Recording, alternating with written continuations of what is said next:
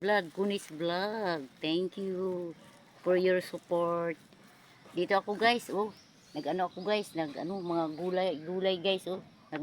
Nagre-repack ako ng gulay. Nagre-repack ako ng gulay. Nagre-repack po ako ng gulay ngayon kasi ibibinta ko doon sa ano ba guys, sa bayan kasi araw ngayon ng palengke ngayon dito guys. Oh, ang dami kong talong guys. Oh, tingnan mo. Basta pag masipag no, may ano talaga. Pag may tiyaga, may linaga. Oh, hi mga anak. Ito na ang ano ko. Oh, oh daming saluyot. Oh, very fresh. Oh, oh, oh. Talong, 30 pesos lang per kilo. Napakamura. Oh, dito. Oh, saan ka pa?